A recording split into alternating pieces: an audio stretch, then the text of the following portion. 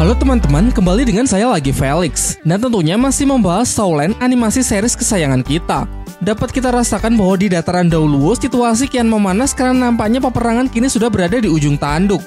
Pada bagian sebelumnya kita sudah menyaksikan keseriusan Tangsan dalam mempersiapkan kekuatan tempur yang mana telah berhasil menyatukan kembali keempat sekte atribut tunggal dan membentuk sekte baru yang bernama Sekte Tang. Tetapi sebelum mulai saya tidak akan bosan untuk memberi peringatan spoiler warning bagi kalian yang belum dan ingin menyaksikan Donghuanya secara langsung karena konten kali ini pastinya akan mengandung full spoiler.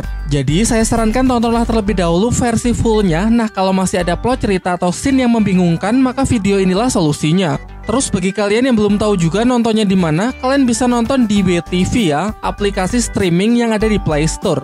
Baiklah, kalau kalian sudah siap, mari kita mulai.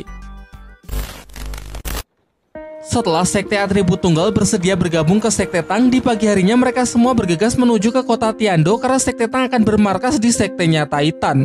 Ketika sudah sampai, Tangsan dan teman-temannya memutuskan untuk berkunjung terlebih dahulu ke akademi. Namun setelah sampai di halaman depan, mereka dibuat bingung lantaran suasana yang sepi padahal hari sudah siang. Ternyata para murid akademi sedang berkumpul di halaman belakang untuk melihat kedatangan dari keempat akademi elemental yang merusuh sampai melukai beberapa murid. Feng Xiaotian menjelaskan bahwa kedatangan mereka atas undangan dari Kekaisaran Tiando yang memang mengundang mereka agar datang ke kota Tiando. Di sini Huowu juga mengungkapkan kalau ia dan Feng Xiaotian kini sudah resmi berpacaran. Namun Huowu tidak bisa mengenali Tangsan dan justru menuduh Xiao berselingkuh dengan pria lain. Setelah Tangsan memperkenalkan dirinya, ia juga menceritakan mengenai kondisi Xiao yang sudah mendapatkan tubuh fisik tetapi belum dengan jiwa seutuhnya. Feng Xiaotian kemudian menjelaskan kalau sekarang keempat akademi elemental sudah bergabung dan ia diangkat menjadi wakil kepala akademi. Berdasarkan keputusan dari Sang Kaisar Tiando, Akademi Elemental diperintahkan untuk pindah ke ibu kota dalam rangka mengumpulkan kekuatan untuk menghadapi peperangan. Dan karena ia melihat kalau Akademi Sri Lanka adalah akademi yang terbesar, ia pun memutuskan akan membeli lahan sekaligus beberapa aset di sini. Tetapi berhubung kepala Akademi Flander masih ada urusan di luar sehingga belum bisa merundingkannya. Untuk menghabiskan waktu, Feng Xiaotian menantang Tangsan bertarung demi membalas kekalahannya pada 5 tahun yang lalu. Tangsan pun dengan senang hati menerima tantangan tersebut dan mengatakan bahwa ia sendirian bersedia melawan mereka bertiga sekaligus dengan kesepakatannya jika dirinya kalah maka Akademi Elemental bebas melakukan apapun. Namun jika ia yang menang, maka Akademi Elemental tidak boleh menyinggung Akademi Sri Lanka lagi. Singkatnya kedua belah pihak pun sepakat dan sudah siap untuk memulai pertarungan. Sekarang mari kita lihat kekuatan dari ketiga pentolan Akademi Elemental. Huowu Master tipe pengendali level 54, Huowu Suang Master tipe penyerang depan level 53, dan Feng Xiaotian Master tipe penyerang dengan level 61. Secara singkat kita juga diperlihatkan scene flashback ketika Feng Xiaotian berlatih dengan sangat keras siang dan malam di sebuah lembah berpasir melawan kerasnya terpaan badai gurun. Tetapi sayangnya ia harus kembali menelan kenyataan pahit kalau dirinya lagi-lagi masih tertinggal dari Tangsan. Semuanya pun terlihat begitu terkejut ketika Tangsan menunjukkan cincin roh ke-6 100.000 tahun miliknya.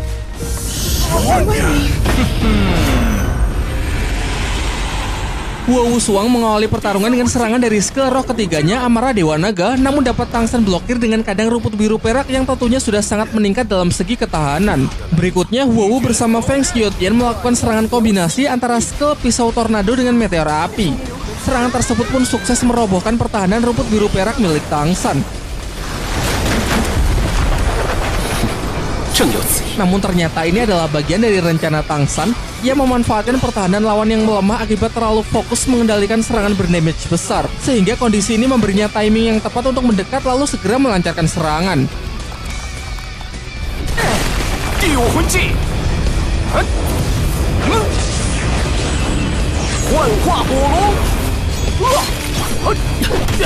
Ia sengaja menyibukkan Tangsan agar Feng Xiaotian mendapatkan cukup waktu untuk mempersiapkan teknik andalannya yaitu Serigala Badai Iblis 36 sayatan tanpa henti.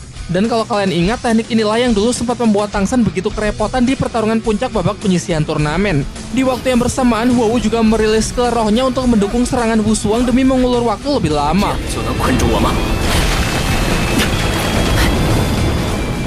Sayangnya tidak butuh waktu lama, Tangsan telah sanggup melumpuhkan keduanya dalam jebakan duri rumput biru perak yang memiliki efek racun pelumpuh sementara. Selanjutnya ia merilis skill roh kelima Tombak Kaisar rumput biru perak dan langsung terbang menuju Feng Xiaotian untuk menggagalkan persiapan tekniknya.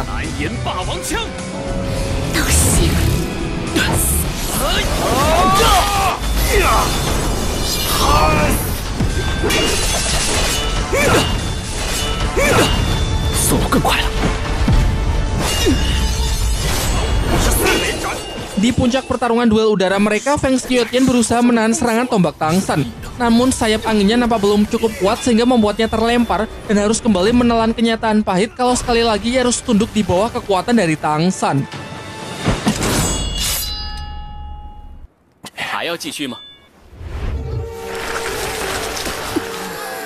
Meskipun selama 5 tahun ini ia telah berlatih mati-matian, tetap saja dirinya tidak sanggup untuk mengalahkan Tang San. Wu lalu berusaha memberinya semangat, mengingat ini baru 5 tahun sehingga masih ada banyak waktu untuk berlatih. Menyaksikan drama di hadapannya, Tang San jadi teringat dengan Xiao Wu, yang mana ia merasa bahwa semua kekuatan yang ia miliki saat ini sama sekali tidak penting karena ia hanya berharap agar Xiao Wu bisa segera pulih seperti sedia kala.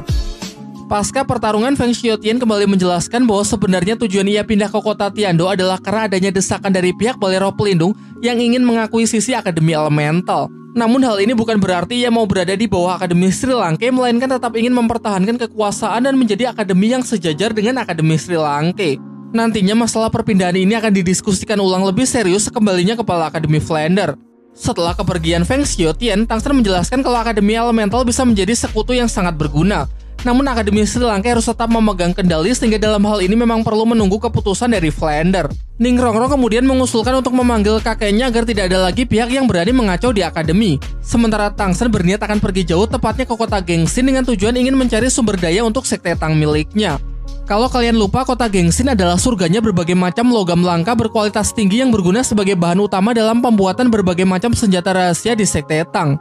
Oscar kemudian menjelaskan mengenai situasi internal Kekaisaran Tiando yang begitu rumit. Penyakit sang kaisar semakin parah dan tak ada tabib yang bisa menyembuhkannya, sehingga dalam waktu dekat mungkin akan ada perpindahan kekuasaan ke Pangeran Putra Mahkota Sui Xinghe. Juga mengingat pemilihan ulang 7 sekte besar akan diadakan kurang dari 1 tahun lagi, Tang San pun ingin supaya sekte Tang bisa segera mengoptimalkan kekuatannya agar siap menghadapi pertempuran. Keesokan harinya sebelum Tang San berangkat ke kota Gengsin, Master Xiao memberinya plat pemimpin suci Balai Roh Pelindung untuk berjaga-jaga. Tang San pun pergi bersama Xiao Wu, Ning Rongrong, Oscar, Mang Hojun, dan juga Titan. Niu Gao tidak diikut sertakan dalam rombongan karena ditugaskan untuk membangun markas dari sekte Tang, mengingat Niu Gao sangat ahli dalam urusan konstruksi bangunan. Singkat cerita, mereka telah sampai di kota Gengsin, dan dilihat dari corak bangunan memang pantas kota ini dijuluki sebagai kota logam. Titan kemudian menjelaskan bahwa dari kota ini jugalah 2 kekaisaran besar mendapatkan suplai berbagai macam peralatan, dari sekedar perabotan rumah tangga sampai ke perlengkapan pasukan tempur. Karena kota Gengsin memang memiliki begitu banyak pandai besi, bahkan para pandai besi di seluruh penjuru dunia datang ke kota ini untuk mengikuti ujian pandai besi. Jika bisa lolos ujian tertinggi akan mendapatkan gelar terhormat dan bisa tinggal di kota ini. Adapun 7 tingkatan gelar yang bisa dicapai oleh seorang pandai besi dari yang paling rendah hingga yang paling tinggi, yaitu pandai besi tingkat junior, menengah, senior, guru, master, leluhur, dan tingkat dewa. Sebagai informasi tambahan, di dunia ini hanya ada 3 pandai besi yang telah mencapai tingkat dewa, yaitu Titan, Tang Hao, dan ketua komunitas pandai besi yang bernama Lao Gao. Dalam perjalanan mereka melihat ada seseorang yang sedang mempromosikan sebuah baju zirah perak. Orang tersebut mengaku kalau barang ini merupakan barang langka yang dibuat langsung oleh murid Dewa Pandai Besi, Lao Gao. Titan yang menyaksikannya langsung curiga karena mustahil murid dari Lao Gao berteriak berjualan di pinggir jalan. Tang San pun juga sependapat. Hanya dengan sekali melihat, ia bisa langsung menilai kalau barang tersebut memiliki kualitas yang sangat buruk. Merasa kalau ada orang asing yang sedang mengacaukan lapaknya, si penjual pun emosi, lalu menuduh Titan telah menghina seluruh komunitas pandai besi karena barangnya ini memanglah barang asli buatan dari murid sang Dewa Pandai Besi. Titan kemudian langsung merebutnya untuk membuktikan apa yang ia katakan. Dengan terampil ia menjelaskan kepada para penonton mengenai bahan apa yang digunakan untuk membuat baju sirah tersebut, sekaligus desainnya yang sangat tidak cocok jika digunakan untuk bertempur karena memiliki ketahanan yang sangat buruk. Orang-orang yang mendengarkan Titan pun menjadi sangat geram sehingga langsung memukuli si penjual karena merasa sudah ditipu dengan barang palsu.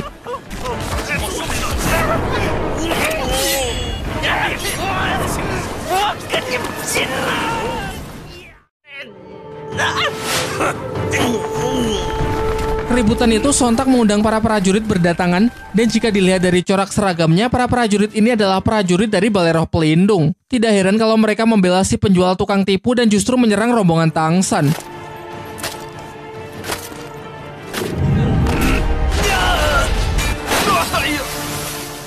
Sebelum perseteruan semakin serius, akhirnya datang seorang pria yang bisa mengenali Titan.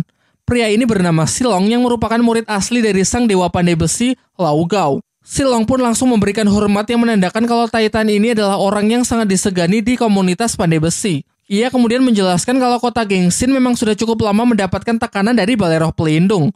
Kedatangan mereka dipimpin oleh orang yang bernama Miles, dan tujuan Miles sebenarnya adalah ingin mengajak perkumpulan pandai besi agar mau bergabung di pihak Balai Roh Pelindung, namun ia selalu saja mendapatkan penolakan dari Lao Gao. Pasti karena kesal dengan hal itu, Miles pun sering mengacau di kota Gengsin, termasuk si penjual penipu tadi adalah orang suruhannya untuk mencemarkan nama baik dari ketua komunitas pandai besi. Silong lalu mengantar mereka menuju pusat komunitas pandai besi untuk menemui Lao Gao. Sembari dijelaskan kalau tempat ini dibagi menjadi 5 tingkatan. Tingkat pertama adalah daerah perbelanjaan, tingkat kedua adalah pusat perbelanjaan tingkat lanjut, tingkat ketiga adalah daerah pendaftaran ujian pandai besi, tingkat keempat adalah daerah orang-orang penting yang juga sering diadakan acara lelang, dan tingkat kelima adalah daerah pembuatan khusus pandai besi tingkat tinggi yang juga terdapat ruangan pribadi milik Lao Gao. Di sini pada awalnya Lao Gao sangat kesal karena ia benar-benar tidak ingin diganggu. Namun setelah tahu kalau yang berkunjung adalah kawan lamanya, ia pun langsung menjadi bersemangat. Ia lalu menarik Titan untuk melihat apa yang sedang ia kerjakan. Selama beberapa hari ini ia sedang mengamati sebuah senjata bagus yang ia telah beli dari Balai Roh Pelindung. Dengan kagum, Lao Gao mengatakan siapapun orang yang telah membuat senjata tersebut pasti adalah orang yang sangat jenius. Namun sayangnya ketika ia mencoba membongkarnya, secara tidak sengaja ia merusak komponen penting dan hingga kini ia masih belum menemukan cara untuk memperbaikinya. Sementara itu, di waktu yang bersamaan, Tangsan tertarik untuk melihat desain senjata yang ada di atas meja. Setelah diamati, tidak salah lagi desain senjata tersebut sangat mirip dengan desain senjata rahasia busur silang miliknya. Dan benar saja, senjata yang sedang diperlihatkan Lao Gao kepada Titan ternyata memang adalah busur silang ciptaan Tangsan. Dulu Tangsan memang menjualnya ke Sekte Cahaya Kibau, dan pasti Balai Roh Pelindung mendapatkannya saat mereka sedang menyerang Sekte Cahaya Kibau lalu menjarah semua barang-barang di sana. Tangsan kemudian memperkenalkan dirinya dan mengatakan kalau orang yang sedang disebut jenius oleh Lao Gao adalah dirinya. Setelah mengetahui hal itu, Lao Gao pun sontak menjadi sangat gembira karena kini ia bisa langsung bertanya bagaimana cara memperbaiki senjata tersebut. Tangsan lalu menjelaskan bahwa setiap senjata rahasia buatannya memang sengaja ia tanamkan sebuah sistem keamanan agar tidak mudah ditiru. Jadi jika ada orang lain yang mencoba membongkar untuk melihat desainnya, maka secara otomatis sistem perlindungan akan aktif untuk merusak komponen terpenting. Sistem perlindungan ini terbukti efektif mengingat Lao Gao yang ingin mencoba meniru desain senjata tersebut tidak sanggup melengkapi gambar yang harusnya menjadi bagian terpenting. Dengan dasar inilah Tangsan mencoba merayu Lao Gao agar tertarik bergabung ke Sekte Tang. Karena tentunya ia tidak bisa memperlihatkan bagaimana cara memperbaiki senjata rahasia sektenya di hadapan orang asing. Titan kemudian menambahkan kalau dirinya sudah lebih dulu bergabung ke Sekte Tang sehingga ia pun sekarang mengajak Lao Gao agar juga ikut bergabung. Ia menjelaskan kalau senjata busur silang hanyalah senjata biasa, karena di Sekte Tang akan dibuat banyak senjata rahasia yang jauh lebih hebat. Dan tentunya jika Lao Gao bukan bagian dari Sekte Tang, Tangsan tidak akan bisa mengungkapkan rahasia pembuatannya. Tanpa banyak berpikir lagi, Lao Gao pun setuju untuk bergabung. Ia kemudian memanggil Silong untuk menunjuknya sebagai ketua komunitas pandai besi berikutnya. Ia akan menyerahkan semua hasil kerjanya dan berpesan agar semua orang di komunitas pandai besi saling mendukung satu sama lain. Serta jika ada apa-apa, silakan utus orang ke kota Tiando karena ia akan pindah ke sana bergabung ke dalam Sekte Tang. Tentu Tangsan langsung menerima Lao Gao sebagai salah satu tetua yang kedudukannya setara dengan Titan. Ia juga menjelaskan bahwa kelak di setiap senjata rahasia tingkat tinggi Sekte Tang akan diukir nama Lao Gao sebagai penciptanya. Untuk langkah awal, Tangsan memberinya desain untuk diamati, sementara ia dan rombongannya akan pergi berbelanja kebutuhan sekte terlebih dahulu. Sebelum pergi belanja, Silong mengajak mereka untuk makan siang di restoran langganannya. Tetapi ketika tiba di sana, seorang pelayan mengatakan kalau seluruh ruangan restoran hari ini sudah dipesan oleh orang lain. Dari belakang datang orang yang dimaksud dan ternyata orang-orang tersebut adalah kelompok dari Balai Roh Pelindung yang dipimpin oleh Miles. Silong sempat mengancam kalau tempat ini termasuk wilayah dari komunitas pandai besi sehingga harusnya Balai Roh Pelindung tidak bisa berbuat seenaknya. Namun Miles tidak sedikit pun merasa takut dengan ancaman tersebut karena wali kota Gengsin sekalipun hormat ketika bertemu dengannya. Selain begitu sombong, Miles ini juga sangat suka merendahkan wanita. Di sini ia nampak tertarik ketika melihat Shou dan Ning Rongrong sehingga ia perlahan mendekat untuk mencoba berbuat hal yang tidak pantas.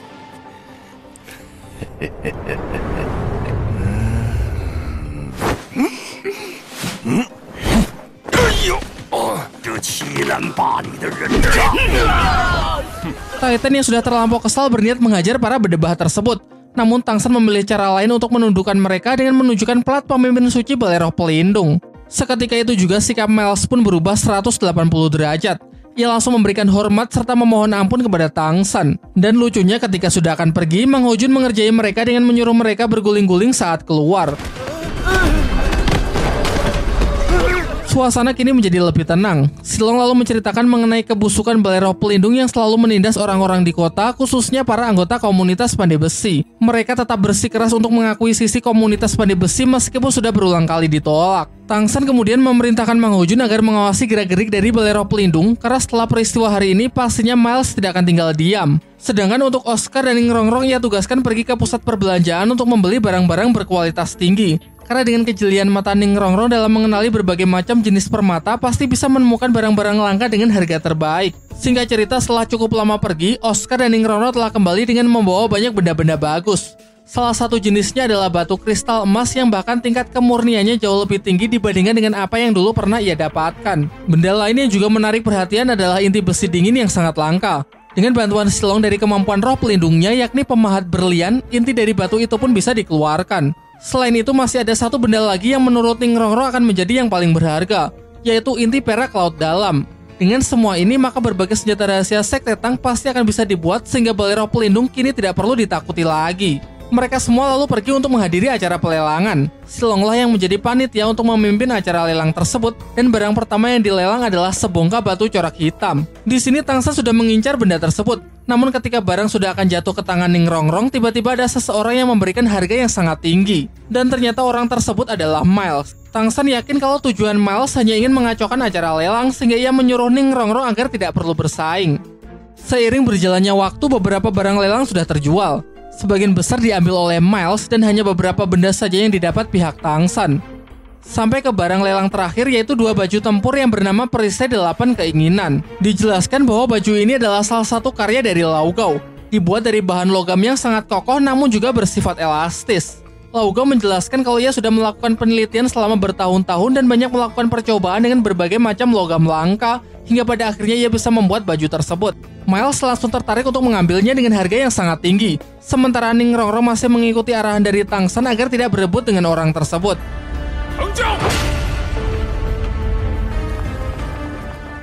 Di tengah malam terlihat pasukan Balai Roh Pelindung yang dipimpin oleh Miles mulai bergerak menuju pusat komunitas para pandai besi. Di waktu yang bersamaan, Mang Ho Jun yang sebelumnya diperintahkan Tang San untuk mengawasi gerak-gerik Miles kembali untuk melaporkan situasi tersebut. Ia menduga kalau Miles bertujuan untuk menghabisi dan merampok komunitas para pandai besi. Menanggapi hal itu, Tang San pun mengusulkan agar cukup dirinya lah yang bertindak untuk menyelesaikan masalah ini.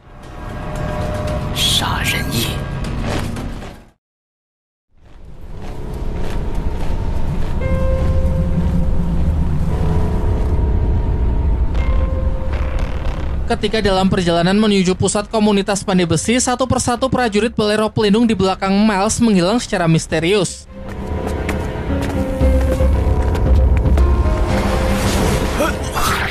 Sampai ketika Miles menoleh untuk memberikan perintah kepada pasukannya, di belakang ia melihat sudah tidak ada siapapun.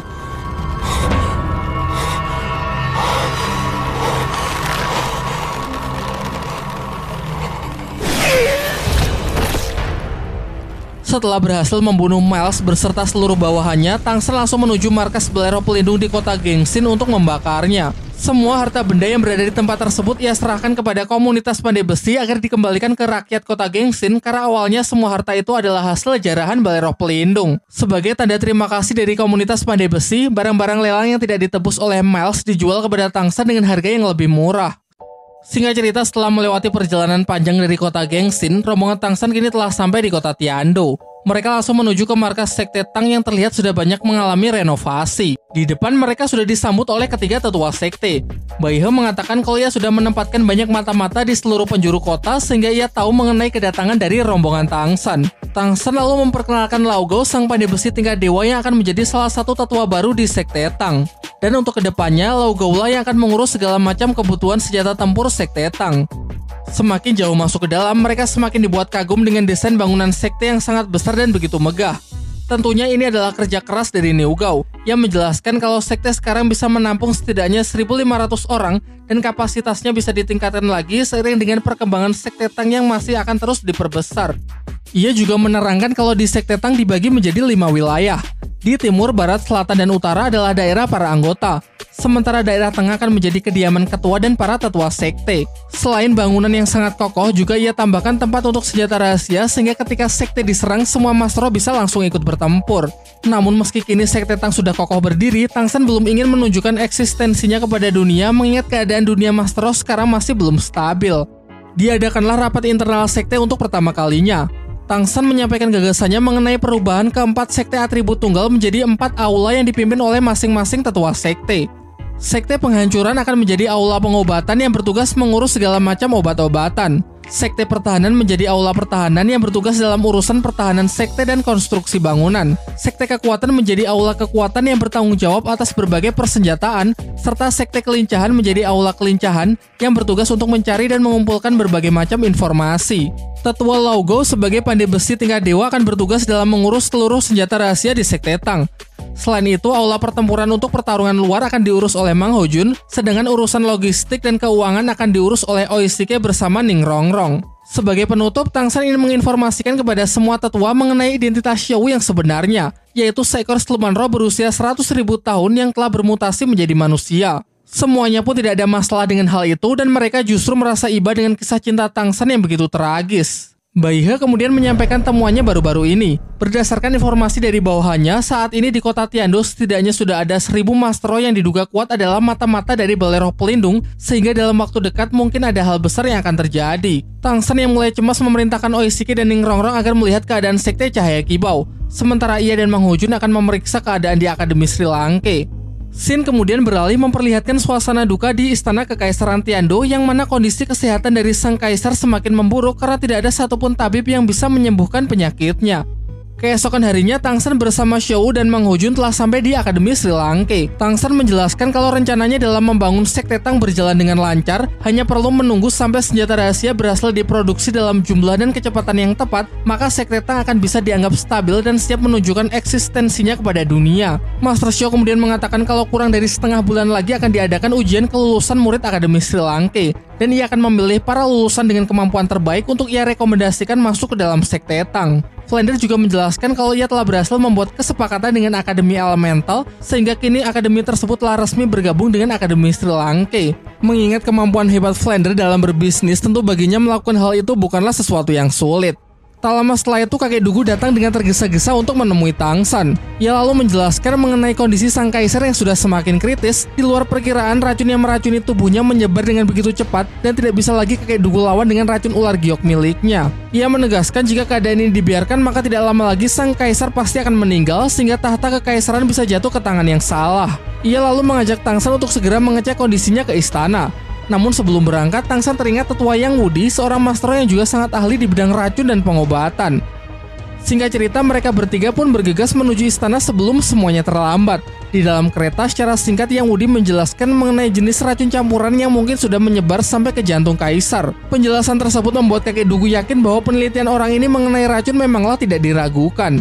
Di angle yang lain, kita diperlihatkan mata-mata dari Balai Roh Pelindung yang mengawasi rombongan Tang San kemudian menyamar menjadi prajurit Kekaisaran Tiando. Diperlihatkan juga bahwa setiap prajurit dengan kain merah yang diikatkan di lengan mereka menandakan kalau prajurit tersebut adalah mata-mata dari Balai Roh Pelindung. Ketika sudah memasuki halaman istana, mereka bertiga dihentikan oleh para penjaga yang melarang mereka untuk masuk. Di sini kita bisa lihat kalau kedua prajurit ini adalah prajurit palsu mata-mata Balai Roh Pelindung karena di lengannya terikat kain berwarna merah. Tentu Tang San langsung bisa menyadari kejanggalan tersebut, dan alih-alih menggunakan cara kekerasan, ia lebih memilih untuk menipu kedua prajurit tersebut dengan menunjukkan pelat emas yang dulu pernah ia dapatkan dari putra mahkota sambil mengatakan kalau ia berada di pihak Balai Roh Pelindung. Caranya ini sukses menipu para prajurit sehingga mereka bertiga diizinkan masuk ke kawasan istana. Akan tetapi belum juga jauh berjalan, tiba-tiba muncul dua Master Roh yang menghadang mereka, yaitu Shenlong, Master Roh level 92 dengan roh pelindung tombak ular. Sedangkan yang satunya bernama Chiswe, Master Roh level 93 dengan roh pelindung ikan buntal. Dan selang beberapa waktu muncullah sang putra mahkota Sui Xinghe. Di sini ia langsung bisa tahu kalau Tang Yin ternyata adalah Tang San. Ia mengakui kecerobohannya dulu saat berada di Pavilion Bulan karena waktu itu ia tidak bisa mengenalinya. Di sini pada awalnya Tang San meminta dengan baik-baik agar diizinkan untuk masuk mengobati kaisar. Namun karena tak kunjung diizinkan, Tang San pun langsung membongkar kedok dari Sui Xinghe. Ia yakin kalau seluruh prajurit yang berjaga di halaman istana adalah orang-orang dari Balai Roh Pelindung. Tang San kemudian menjelaskan beberapa alasan dibalik tuduhannya. Pertama, kedua mastro bertitel Douluo tersebut harusnya melindungi sang kaisar, tetapi anehnya justru berada di samping putra mahkota. Selain itu, kita sama-sama tahu kalau di dunia ini tidak banyak mastro bertitel Douluo, sehingga dapat dipastikan kalau mereka berdua adalah orang dari Balai Roh Pelindung. Alasan berikutnya, bagaimana bisa Sue Singhe langsung tahu kalau Tang Yin adalah Tang San, karena hanya Balai Roh Pelindunglah yang tahu mengenai Tang Yin, yaitu dulu saat berada di hutan pertarungan bintang, sehingga tidak salah lagi pasti Balai Roh Pelindunglah yang memberikan Sue Singhe informasi tersebut. Berdasarkan kejanggalan-kejanggalan itu sudah cukup membuat Tang San yakin kalau Sue Singhe ini telah berpihak kepada Balai Roh Pelindung, dan asalkan ia berhasil menemui kaisar, semua tuduhannya tersebut pasti akan terbukti. Namun masalahnya tentu Sue Singhe tidak akan membiarkan Tang San merusak seluruh rencana dari Balai Roh Pelindung. Setelah mendengar penjelasan dari Tang San, Sue Singhe pun sudah tidak bisa mengelak lagi. Ia mengungkapkan kekagumannya kepada Tang San yang benar-benar jenius. Tetapi alih-alih saling berselisih, Sue Singhe tertarik untuk memberikan tawaran kerjasama kepada Tang San. Asalkan Tang San mau berada di pihaknya, maka harta, tahta wanita, bahkan cincin dan tulang roh bisa ia berikan. Jelas saja tanpa berpikir dua kali, Tang San langsung menolak tawaran tersebut. Dengan tegas ia menyatakan perang sambil memberikan sinyal bantuan kepada teman-temannya, pertanda bahwa ia sedang dalam bahaya.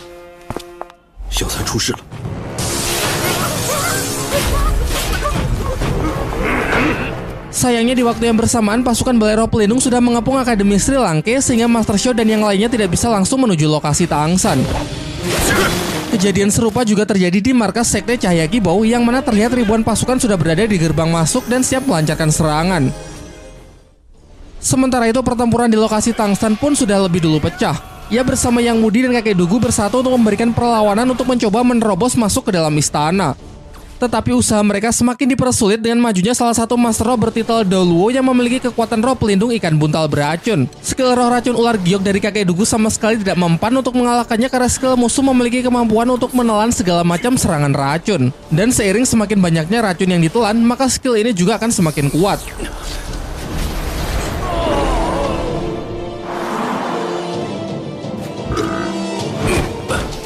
Kakek Dugu justru terjebak ke dalam perut ikan buntal, dan setiap serangan yang ia lancarkan seakan diserap begitu saja tanpa memberikan damage sedikit pun.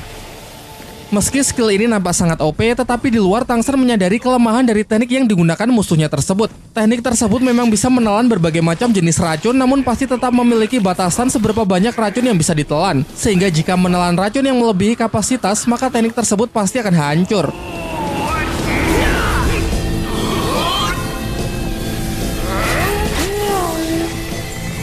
Dan benar saja, rencana Tang San nampak sukses mematahkan teknik Chisui, ikan buntal dari skill rohnya meledak karena over kapasitas dari racun yang bisa ia serap.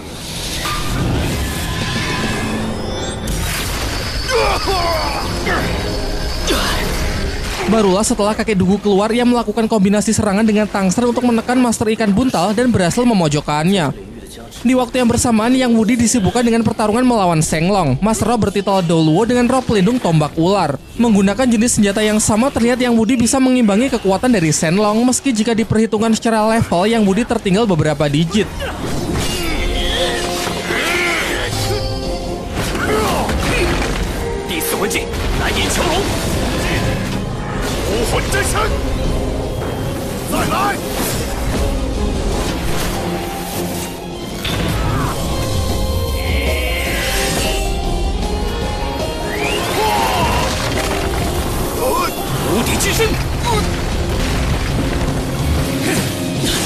Setelah pertarungan tersebut, sayangnya Tang San masih jauh dari kata menang karena ternyata Sue Singhe hanya mengulur waktu sampai ribuan pasukannya tiba. Ia juga memastikan kalau bala bantuan dari Tang San tidak akan datang karena ia telah memerintahkan pasukannya untuk mengepung Sekte Cahaya Kibou dan Akademi Sri Langke. Sue Singhe kemudian kembali mengajak Tang San untuk bernegosiasi.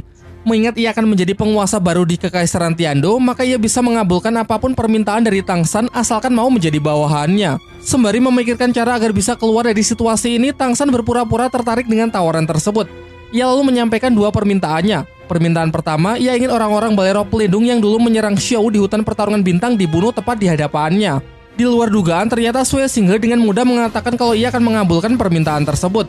Untuk meyakinkan Tang San, ia lalu memperkenalkan identitas aslinya bahwa ia bukanlah putra mahkota Sue Singhe, melainkan putra dari mendiang pemimpin suci Balai Roh Pelindung sebelum Bibi Dong yang dulu sempat berselisih dengan Tang Hao.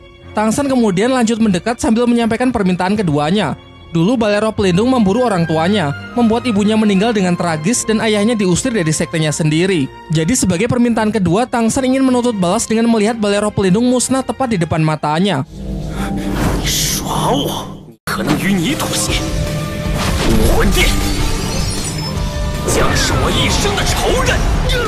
Setelah benturan kekuatan mereka, untuk terakhir kalinya Sui Xinghe mengajak Tang San agar mau bekerja sama. Namun untuk terakhir kalinya juga Tang San menegaskan kalau ia menyatakan perang.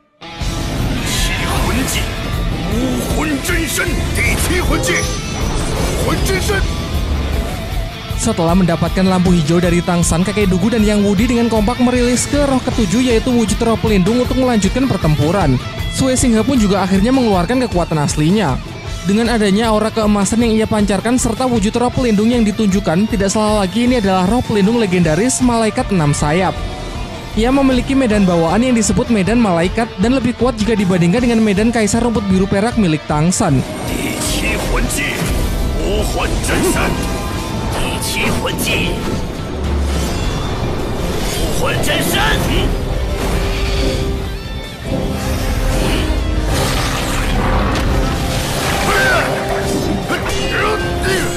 Karena Tang San tidak ingin medan malaikat Sui Xinghe mengganggu pertarungan kakek Dugu, ia terbang untuk melawan Sui Xinghe pada duel udara. Namun nampaknya pertarungan mereka akan menjadi berat sebelah karena Sui Xinghe sudah menembus level 70 dan sekarang siap merilis teknik roh ketujuh yaitu wujud roh pelindung.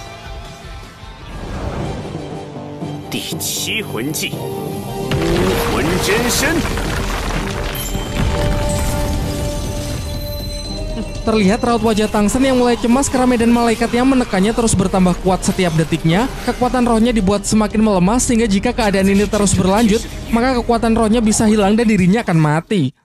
Demi mengantisipasi hal itu, Tang San segera merilis ke roh kelimanya yaitu tombak Kaisar Biru Perak dan berniat menyerang Sui Xinghe secara langsung. Akan tetapi serangan tunggal terkuatnya tersebut bisa hancur begitu mudah ketika berbenturan melawan medan malaikat. Kondisi ini memaksanya untuk menggunakan skill ke-6 dari cincin roh 100.000 tahun yaitu kehampaan. Selanjutnya Sui Xinghe merilis skill roh kelima yaitu tebasan pedang suci. Gelombang serangannya begitu kuat yang membuat Tang San berpikir bahwa skill kehampaan belum tentu bisa menahannya.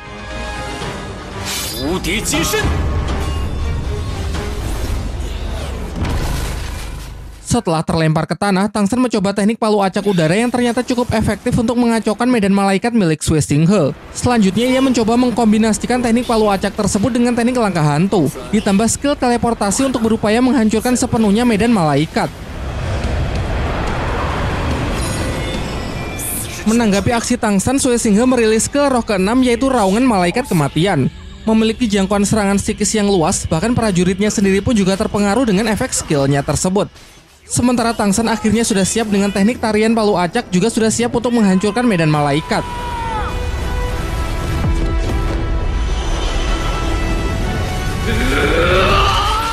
Bentrokan tersebut begitu keras dan Tang San sukses menghancurkan medan malaikat meski harus menghabiskan seluruh kekuatan rohnya.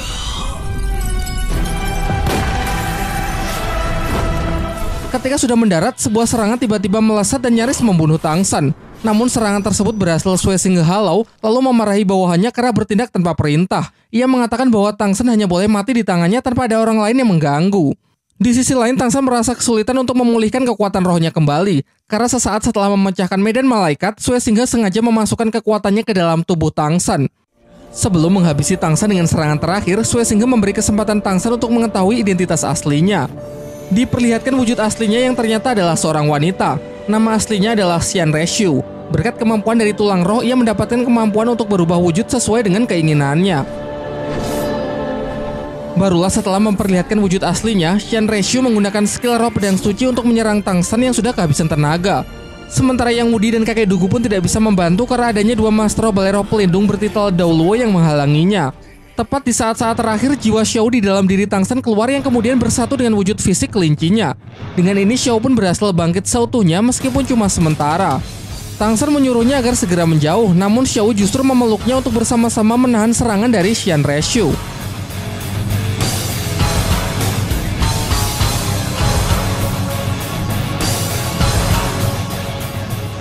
Untung saja Xiao berhasil menahannya untuk melindungi Tang San dan sekarang ia merasa ini adalah gilirannya untuk maju bertarung.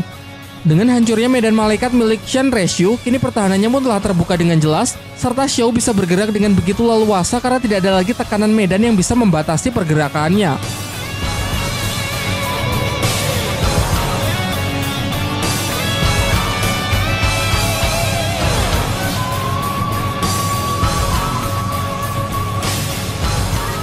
Setelah Shan Reshu berhasil dikalahkan, jiwa dan fisik Xiao kembali berpisah. Jiwanya kembali ke tubuh Tang San sementara fisiknya masuk ke kantong penyimpanan.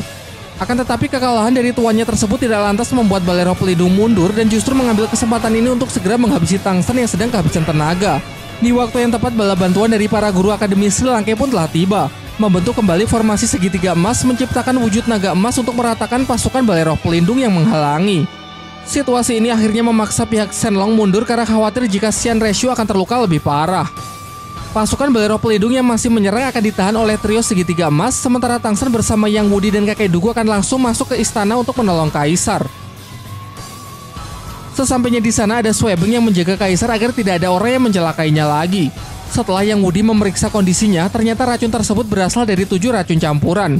Penyebarannya sudah sampai ke organ vital sehingga kalau tidak segera ditangani, mungkin kurang dari 5 menit lagi nyawa kaisar bisa melayang. Yang Wudi mengatakan bisa menyembuhkannya asalkan diberi cukup waktu. Namun jika proses penyembuhan dilakukan di sini, dikhawatirkan balai roh pelindung akan kembali menyerang.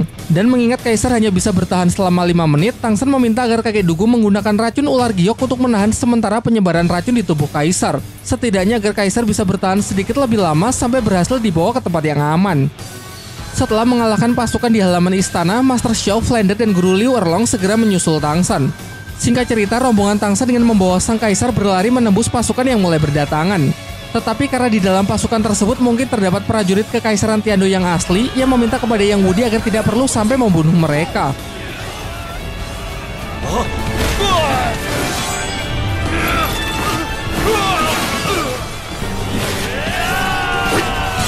Di lorong istana, rombongan Tang San dikejar habis-habisan oleh pasukan kekaisaran. Bahkan di antara mereka juga terdapat beberapa master roh dari balai roh pelindung.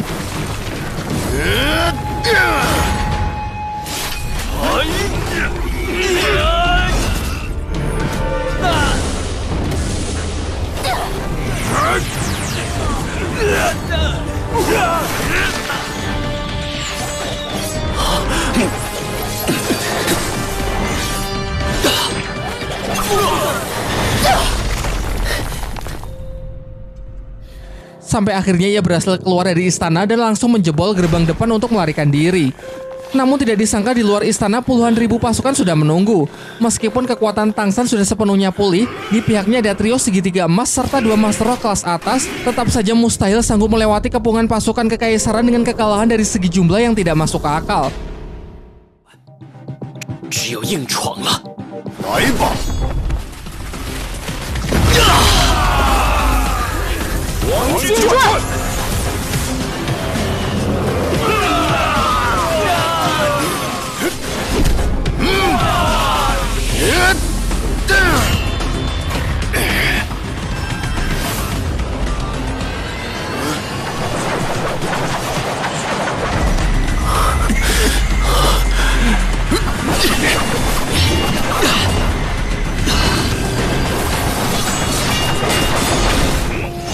Satu pasukan dihancurkan, muncul lagi pasukan lain seakan tidak pernah akan ada habisnya. Ditambah lagi kondisi kaisar yang semakin memburuk membuat tekanan di pihak Tang San menjadi 2 kali lipat lebih berat.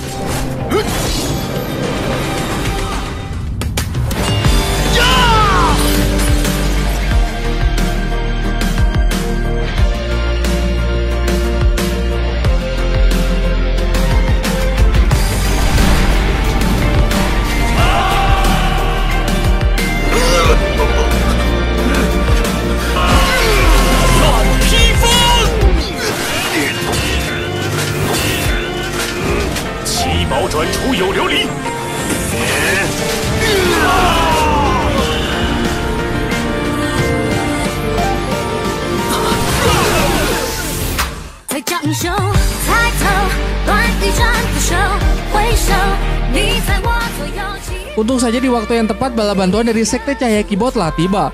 Disusul dengan kedatangan dari pasukan Sekte Tang yang langsung turun ke medan pertempuran untuk membantu. Keempat Akademi Elemental yang sudah bergabung dengan Akademi Sri Lanka pun juga tidak ketinggalan. Bersama-sama mereka saling menyatukan kekuatan untuk menekan pasukan Balai Roh Pelindung.